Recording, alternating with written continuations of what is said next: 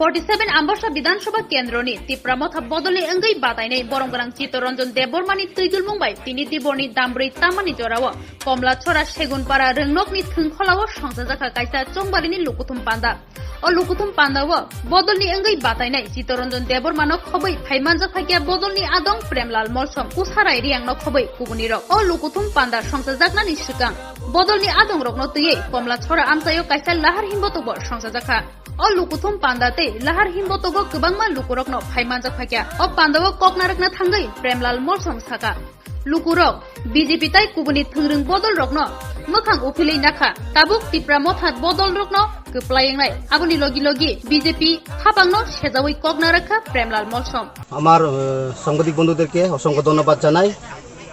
আজকে আমরা 8 তারিখ ফেব্রুয়ারি 2023 আমাদের বিধানসভা অ্যাসেম্বলি কনস্টিটিউশন যে সামনে রেখে যে নির্বাচনকে সামনে রেখে আজকে আমরা 47 আম্বাসা ব্লক অন্তর্গত কমলাছড়া ভিলেজ কমিটি এই সেগুনপাড়া যে স্কুলে একটা আমরা নির্বাচন সভা করতে যাচ্ছি। আমরা আশাবাদী যে 47 আম্বাসাতে বিভিন্ন প্রান্তে গলি গলি গ্রাম গ্রাম আমরা door to door street corner উত্থান সভা গেরুয়া সভা আমরা করেছি। আমরা আশাবাদী যে বিজেপি আইপিএফটি সরকার আজকে 5 বছর শেষ তাদের যে প্রতিশ্রুতি মিথ্যা প্রতিশ্রুতি যে 299টা প্রতিশ্রুতি দিয়েছিল সেটা একটাও পূরণ করে নাই। সেই জন্য জনগণ যে আমাদের ভোটাররা জনদেবতারা এখন সবাই ডিসাইড করেছে যে জুমলা সরকারকে আমাদের দলাই নদীতে বেছে একটা নতুন সরকার গঠিত করতে চাইছে।